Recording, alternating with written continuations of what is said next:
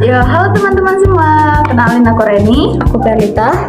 Di video kali ini kita akan ngobrol santai, tapi topiknya nggak santai. Betul banget. Di sini kita tuh nggak cuma bahas teori kampus doang, tapi kita juga menganalisis realita-realita yang kadang bikin kita mikir dua kali.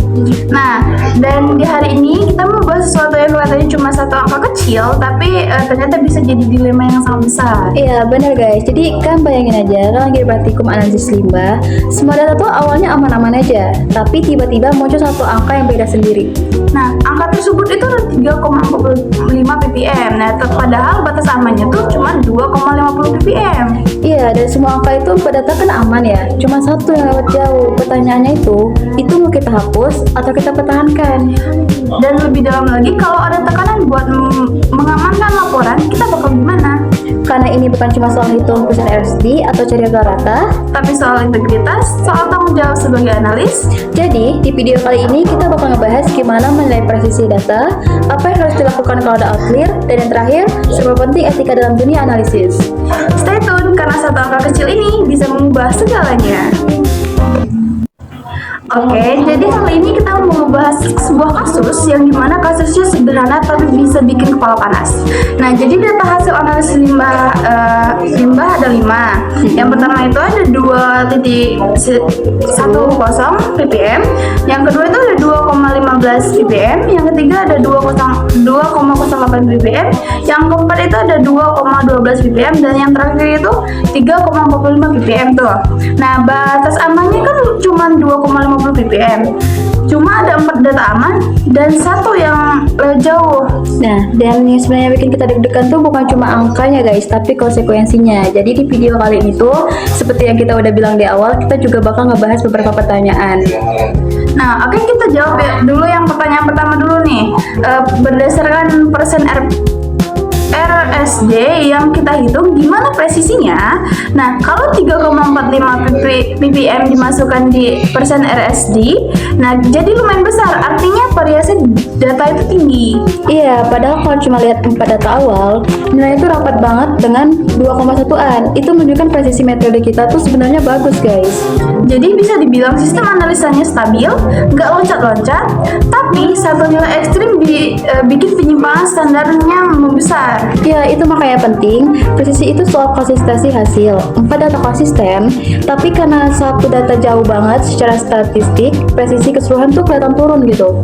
Nah, berarti kesimpulannya buat pertanyaan pertama, metode analisis menunjukkan presisi baik, tetapi ada indikasi nilai ekstrim yang perlu evaluasi lebih lanjut. Bukan langsung disimpulkan gagal ya guys, tapi juga nggak diabaikan.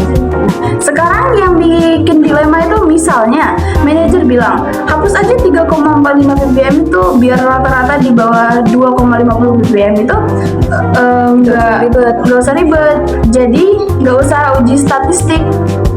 Jujur, kalau di posisi itu gue bakal panik. Panik wajar kok, tapi kalau ngapus sampai dasar itu bahaya. Tapi logikanya gini nih, nah bisa aja itu error. Misalnya waktu pengukuran, alat belum stabil, atau ada gelembung di pipet, atau sampel ketuker. Dan oke, semua kemungkinan itu valid, tapi harus dibuktikan. Yang pertama itu kita harus cek ulang log kalibrasi alat.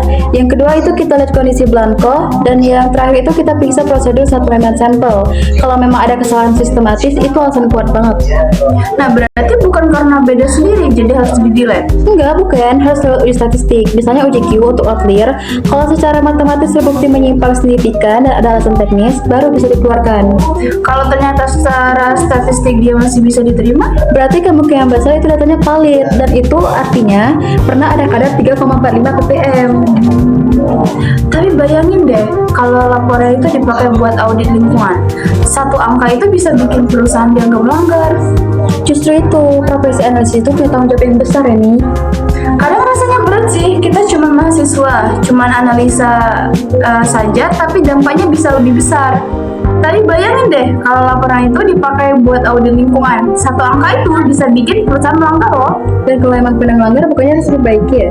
Kadang rasanya berat sih, kita cuma mahasiswa, cuma analisa saja, tapi dampaknya bisa besar banget.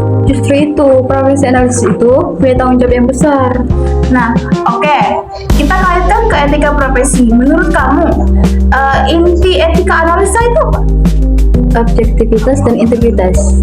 Berarti kalau kita hapus data cuma biar rata-rata aman, itu udah melanggar etika? Iya, itu manipulasi.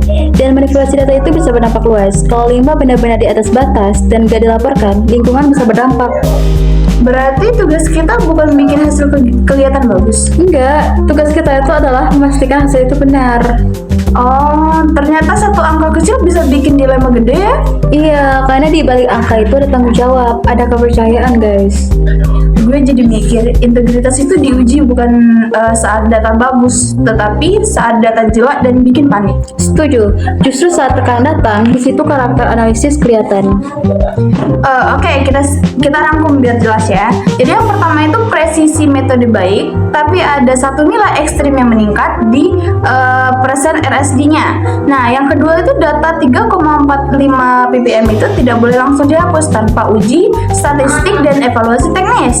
Nah, yang ketiga itu secara etika, analisis wajib menjaga integritas dan melaporkan hasil secara jujur dan transparan. Karena sains bukan cuma soal angka, Tapi soal keberanian menghadapi konsekuensi dari angka itu, maka integritas di atas segalanya. see you. Bye-bye.